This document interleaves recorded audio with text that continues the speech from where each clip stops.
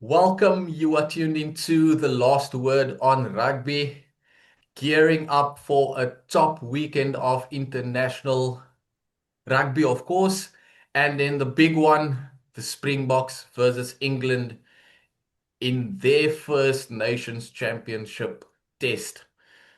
Now, it's been a proper build-up so far. Here to tell you all about it is Mike Greenaway and John Goliath.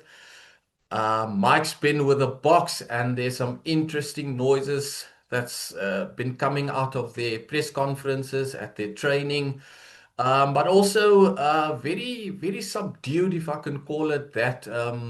Not just from the box in England, but also from the media on both sides. Normally, there would have been some high build up and everything. Um, but not as much as you would think there would have been.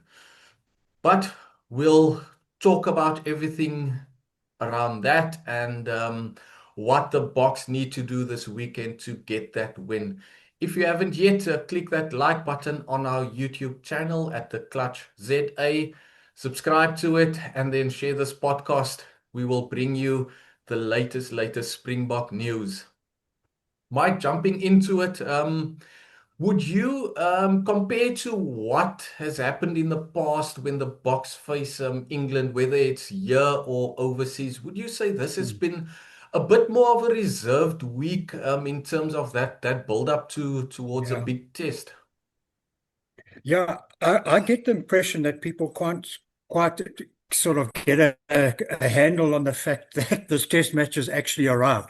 I mean, the July 4 international season sort of kickoff for the box, I seem to have been writing about it for years, and suddenly it's a few days away. Um, I think no, it is subdued, and I get the feeling too that people are not quite sure what this nations championship is. Um, maybe if England were touring here, there might be a little bit more hype. Um, but it does seem a little bit quieter, and that's reflected in the sale of tickets. I mean, it would be terribly disappointing if Ellis Park is only half full. But that is how it's looking at the moment. They really are struggling to sell tickets. So is that because people can't quite get their, as I say, their heads around the fact that at last the box season's kicking off, or are the ticket prices too high? Are they saving their cash for the All Blacks tour? But yes, a quiet start to the week. Absolutely. Yeah, they're blaming the war, Mike. They're saying it's because of the war that people are not buying tickets. But if a match ticket is the same price as a DSTV subscription for the month, and you've got Yeah. the and you've got the football World Cup going on, you've got Mm. the rugby, the cricket. So paying a grand for a rugby ticket, I think you can get away with it sometimes, but in this Yeah. economic climate, Sorry, man. it's a problem. Sorry, John, if you can get a ticket to Ellis Park for this game for 1,000 rand, yes, that is a luck. You grab Yeah. that and run.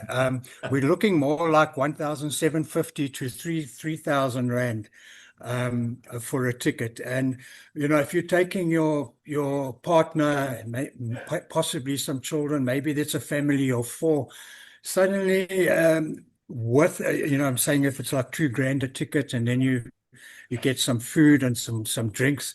It's in excess of 12,000 rand for for a day at the rugby. It's for most South Africans, it's not going to happen. That's a Yeah. overseas holiday, man.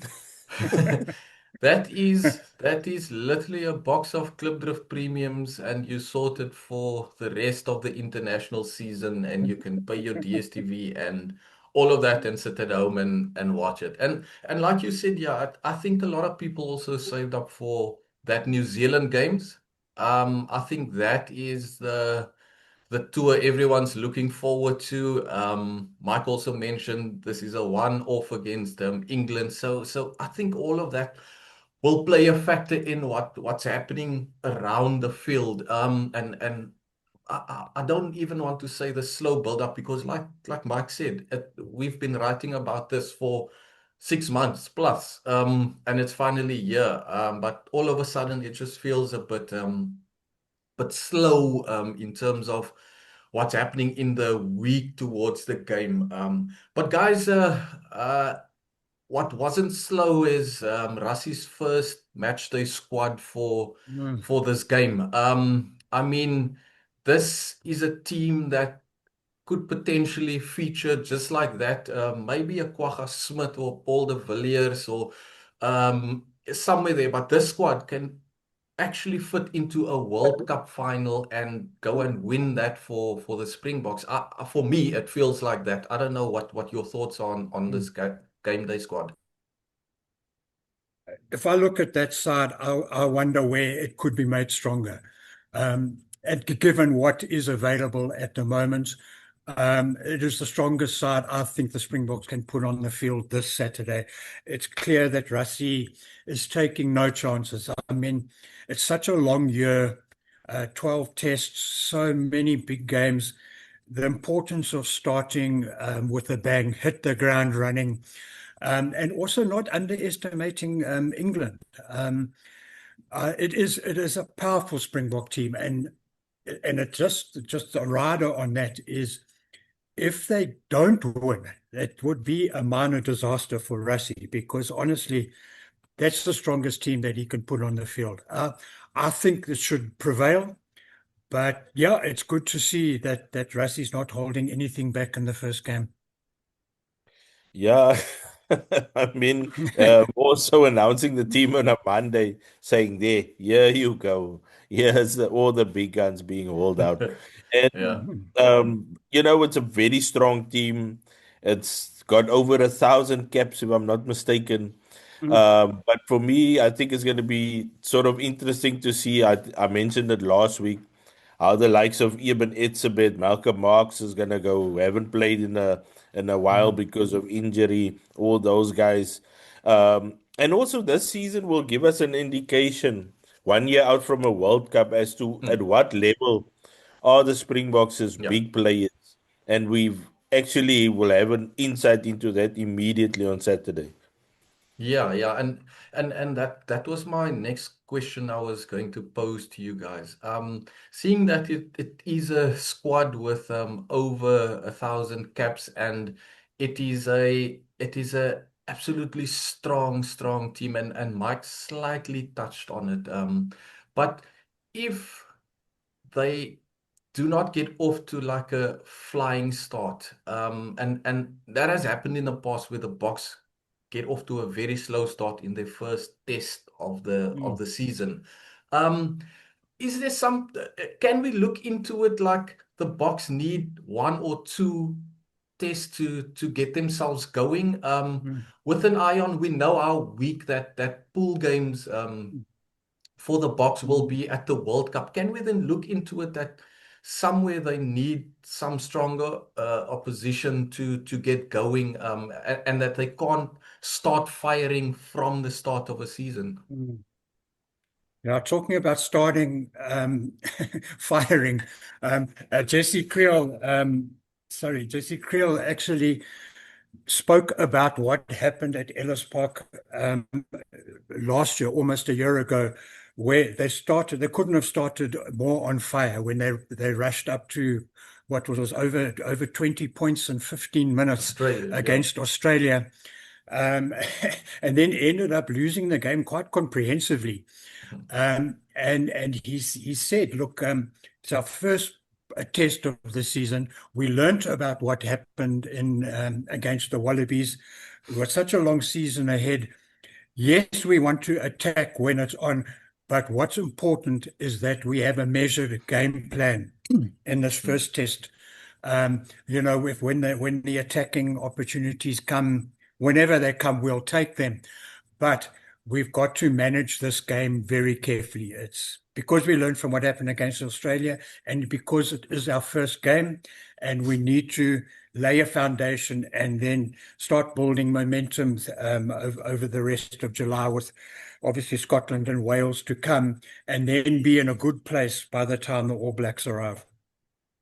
Yeah, I mean that start against the Wallabies last year. I think that those 20 minutes were probably some of the best rugby we've ever seen the Springboks play. It was majestic, and then for the Sublime. next 60 minutes, they seemed to fall apart. And I think it was all about the game drivers in that game, maybe who got a bit overzealous. And I'm normally not a guy who says this, because I'm a guy, when you put that foot on the throat, you must kill You people, you must just, must yeah. be able to go. But we go back to the age profile of the box, and at Highveld as well. And that is why I think these days you'll have to manage your in-game play a lot better, in terms of when to slow it down a bit, when to go wide, because at the age profile, and I think that is it's gonna be a big thing over the next year, guys, going into the World Cup, is that Rassie is gonna manage these guys, but you also have to manage these guys in game, because if you we saw last year that you can't go full throttle for a full 80. We know there's a bomb squad, we know there's a bench, but I mean, guys, these guys aren't spring chickens anymore. Some of them are deep in their 30s. And sorry, just to add to that, that Wallabies game, Marnie was the 10 there as well. And you spoke about guys maybe getting a bit carried away. And in fact, Marnie did come in for a fair amount of stick for, and who can blame him? I mean, when you're playing such sublime rugby, so I mean, they would have spoken about that with him, and with Jesse saying, "Look, we've got to manage the game. That's what we've got to learn." So, but it will be interesting to see how Marnie now goes about it, having learnt quite painfully not to get too carried away, as happened against the Wallabies. Yeah, yeah. And another big thing I think that Rassie mentioned this week, and Mike, maybe you can also add to this, is that there's not a fear of losing specifically for him. And that actually struck me. And it ties into losing that Aussie game, but then getting back up and Mm, winning, and going unbeaten towards the yeah. end of the year as well. But losing that bond that they have Mm, in the camp, and yeah. the fighting for each other and standing Yes. up for each other. That guy who's on his bum on the Mm, ground, and he needs to get up to go and help Cheslin make a tackle in the mm, corner, or Cheslin getting up to chase back yeah. whatever there is. Yeah. And I think that is the one thing in the Springbok squad that's currently setting them above everyone else. Yes, the Yeah. squad depth is there and everything, Mm, but if those guys who are part of that squad, if they're not connected and together, mm, like Rassie yeah. mentioned, those Yeah. things are not going to happen, eh? Yeah. And that's, you've summed up pretty much what Rassie said. And he was quite emotional when he spoke about it in the press conference. He said it would be arrogant of us to have a fear of losing, because every team, every sports team on the planet, somewhere along the line is going, even the best teams are going to lose games. Yeah. So we can't have this like, oh, we lost a game, it's the end of the world. It's going to Mm. happen, he said. And it's as good as the Springboks have been. Um, they lost a couple last year. They lost a couple the year before. So he said, we obviously we want to win, but if we lose the odd game, we're okay with it as long as we learn and move on. But he said the thing that keeps him awake at night is letting down the people of South Africa, because the expectation now on the Springboks to put smiles on faces, as they always say, is very high. And he said, you know, he gets an adrenaline rush from seeing people happy that the Springboks have won a game. And he said that letting people down like that, when he can see that people are dejected that the Springboks have lost, that's his greatest fear. He doesn't like to let people down. Yeah, and if you look at those defeats last year and maybe the year before, the Boks totally threw it away against Australia at Ellis Park, and then the other defeat was at Auckland, at Eden Park in a game which I think they should have won had they made sort of different decisions and had different personnel in Yeah. that game. So for the Boks at this moment, they are striving towards perfection, and I would dare say that last year they didn't seem like they got out of third, fourth gear. Mm. Maybe against France when they played 14 men. That was also, I think, for me the other 20 minutes in that second half where they were just with 14 men, just unbelievable. So now we're going to a game against England where England finished fifth in the Six Nations. They were absolutely rubbish. So logic will tell you that the Springboks need to dominate, but England are coming here looking to build now as well towards the World Cup because they had delusions of grandeur last year when they thought, or the year before, where they thought we had bring on the box, bring on the box. Yeah. They beat everybody in front of them, so they asked, bring on the box. The box are here now. So this is your test. You you lost three matches, I think, in the Six Nations. So now the box are here and is truly the biggest test. But for the box also, this is a big test because obviously notorious slow starters. But I think for this core group of players, and if you have to play a World Cup final tomorrow, this is probably as close a team as which is Mm. going to be picked for that game. So we'll see how this group goes in this next chapter. Yeah, yeah. And turning to matters on the field, where I feel things could go the way of the box. Um, I think I think that 5-3 split is a very, very nice illusion in terms of just how the box could play. Because we know Marco van Staden has played hooker for the Bulls. And then Jan Hendrik Wessels can obviously play hooker and loosehead. He can even go to lock, as we heard this past week. And then obviously Andre Esterhuizen as the hybrid, almost said utility forward, but he's a hybrid player. So there's a lot of possibilities off that bench, and it's just going to be on what they do in those opening minutes, opening 20 minutes, 25 minutes, in terms of laying that platform in that game. I think that for me, that bench will be the difference in this game. Yeah, and if you look on that bench, there's one notable sort of absentee, and that's a specialist fly half. So it just how Cheslin Colby has come through as that versatile player who can play anywhere is now even more important than ever because that will have to be the go-to man should Marnie take a blow. So, yeah, look, I mean, it was put to Rassie, you don't have a specialist fly half on the bench. And he just smiled and said, we do plan for every eventuality, and that obviously is the case. Yeah, and I mean besides Chase, it's probably Damon as well who can probably slot in at fly off. But to see Cheslin at fly off, that I think I sort of wrote a tongue-in-cheek column a few years, might be 10 years ago, A about few years. Jason playing fly off just before he went to France, and then he actually played some fly off in France. He played some fly off in Japan. He's just an all-round can do anything, can throw the ball into the lineout, can feed the scrum. Chesy is everywhere.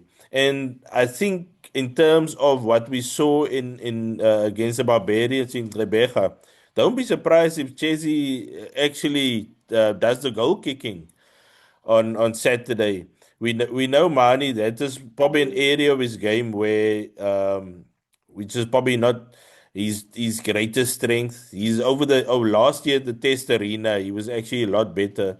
But then again in Japan this year in the second division, where there's not a lot of pressure, he was still banging over about 73%. And you need to get closer to about 85% the test level because every point counts, as we know. And the Springboks, in terms of how they play, scoreboard pressure, and how they executed with penalties and territory and then getting scoreboard pressure, that is sort of a major part of the game. So don't be surprised if we see Chelsea actually get handed the goal kicking role because he was quite good, despite being hit by the cameraman against the Barbarians. Yeah. Look, I think Mane's gonna be like a 85, 90%. He's going to kick goals. So don't be surprised about that. But also how he slots into that back line. I mean that I don't think that back line can put a foot wrong in terms of who's playing. Look at the 9, the 10, the midfield combination, Yeah. and then the back three. Yeah, it's all going to depend on that battle up front and how the forwards, as they say, move the piano around so that the backs can play the sweet melodies. The age-old saying. So yeah, on the England side, yeah, we know they without their captain and their line-out talisman. The word talisman came up in our diary meeting this morning, but but yeah, Maro is out. But looking at the team they have, and that can front up to the box. It's not too shabby of a team, guys. It's just about Yeah. them clicking on the day. And if they do, they can really pose some questions to the box. Yeah, the England team, the old saying, you're as good as your last game. Yeah, they had a dreadful Six Nations, but the way they finished, they would have taken heart from. That was the game they nearly beat. I mean, they should have beaten France in Paris. It was one of those 48-46 kind of games, and they just imploded right at the death. But they could well have won that game. But I think the way they played there, definitely the attacking side of it, is what they would like to carry forward into this game. And if you look at how the English Premiership has panned out, with Northampton Saints, obviously the champions, providing a backbone into this side.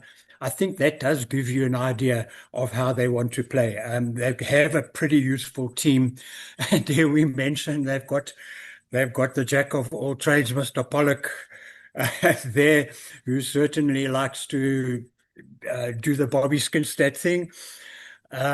So yeah, look, from what I've picked up, and we had Ben Earl on press conference duty, and the kind of feeling I'm getting from the England camp is that they're written off. No one's given them a chance. They don't want to really get into an arm wrestle with the Springboks on their home turf. So the England team are going to give it a go. I have no doubt about that. They're not going to die wondering. They're not going to pitch up and try and play a percentage game and try and win by a penalty. They're just going to give it a thrash. And they, yeah, I think they will be quite entertaining. Where how they look, I know they've said they're going to handle the altitude. They've been on bikes in the gym in England, with these altitude masks they call them on, where you get the oxygen is depleted to sort of Ellis Park levels. But yeah, look, I think a bike in a gym in London is very different to Ellis Park. But yeah, expect England to have a go. What was interesting for me this week and on England social media, and I don't know if they actually did it on purpose to sort of play their own mind games. Was Henry Pollock at number 8, uh, uh, training at number 8, with the scrum cap at the back of the scrum during the scrum sessions. There was also a clip of him controlling the ball at sort of at the back with his feet, or almost. Playing the mind game, saying, could he be starting at number 8, or is he going to come off the bench at number 8? Sort of, they are only announcing their team on tomorrow, or Thursday, Thursday, yeah. Yes, for watching the Thursday. pod. Um, so yeah, there's lots of mystery behind that. Maybe playing their own mind games, but whatever they come up with, you will know there'll be a solution, because there's a guy, Felix Jones, probably already knows what their team is gonna look like, having worked with him a couple of months ago. Still, not a couple of months ago, but yeah, obviously his last job was with England. Well, I think quite a few Springbok fans will really be hoping that it is Pollock at number 8. Look, it doesn't really matter where he is in the loose trio, but the, if he's at number 8, his direct opponent would be that mobile railway sleeper called Jasper Wiese, who I thought was in brilliant form in Gqeberha. How good has he become, Yeah. over the last few years? Yes. Hmm. It's Yeah, just, so Jasper, Peter, Steph, du Toit, and Sia, my word, that's a loose trio of note. So yeah, look, and on Pollock, Rassi's been saying all the right things about Yeah. it doesn't matter to the box what he does on TikTok. We just look at his output on the field, and that's through the roof. But they might be singing a different tune in the team room or in Yeah, the yeah, change yeah. room. yeah, No, definitely. I enjoy Pollock. I mean, he's a yeah, he borders on being a bit obnoxious. But I Borders. I like those types of players who, Oh no. because he's all action. As long as you can sort of prove it on the field and back all your silly stuff on the field, then I'm all good. And he is a top rugby Yeah, player. Make no mistake. He has got all the attributes. yeah, He's fast, he's strong, he's got yeah. some vision. He could be a handful. And if you put all your energy and focus on him, you'll also leave a lot of space for a lot of other brilliant players. And what's Look, important for people to realize is that we're in the entertainment industry. Let's not understand that, and rugby needs characters. We need entertainment. That's what put bums on seats. That's what gets people supporting rugby. So yes, and characters that you love to hate Yeah. is part of it. So That's yeah, why we by need more Pollocks. 2000, that's why by 2000 and a ticket.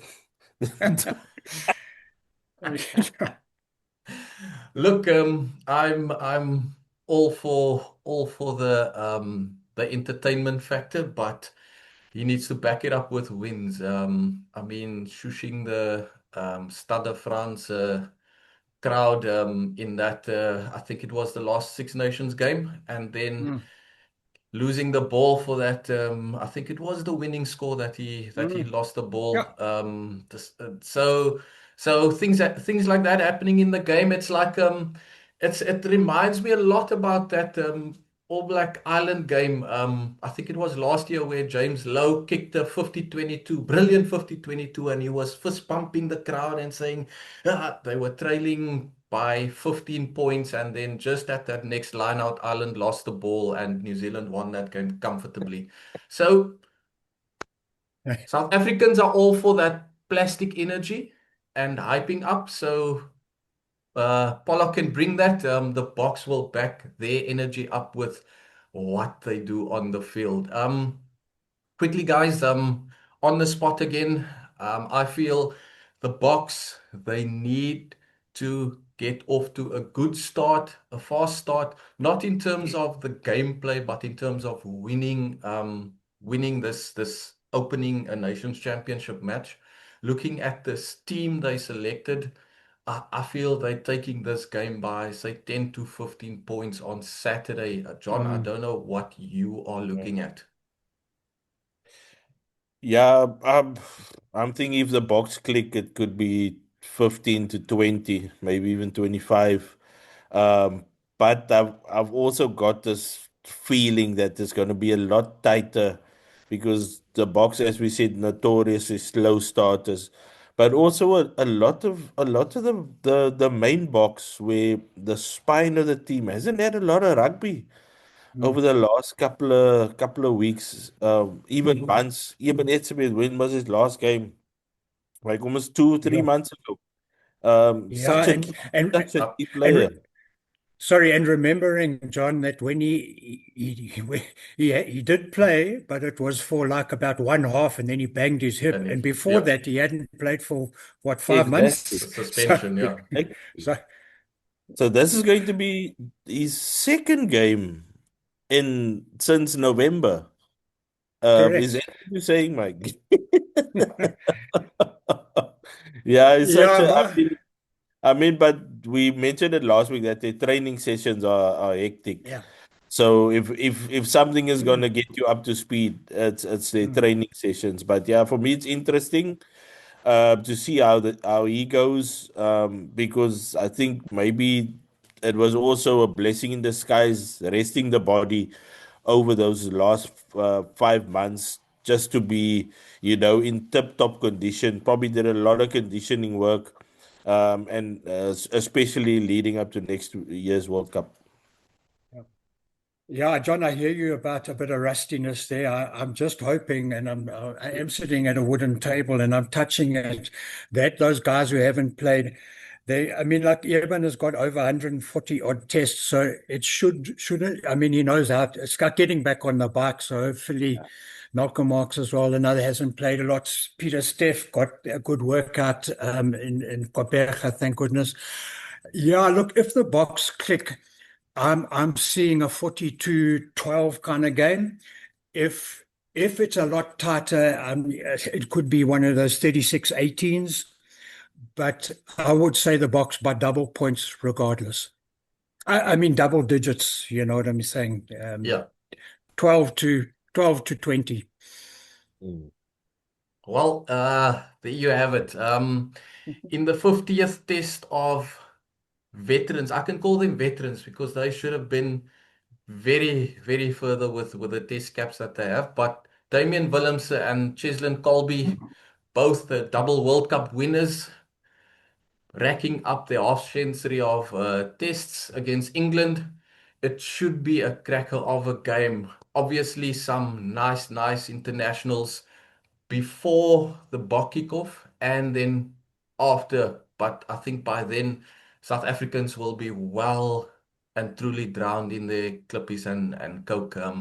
So we don't expect them to watch any of the games that arrive after that 20 to 6 kickoff at Ellis Park. Mike John, thanks for joining me again.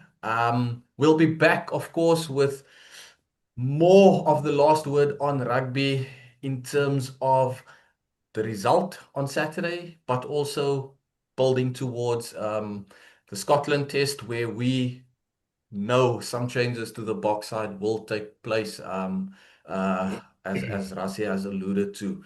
For now, if you haven't yet, click that like button on our channel. It's at the Clutch ZA on YouTube. Share this podcast.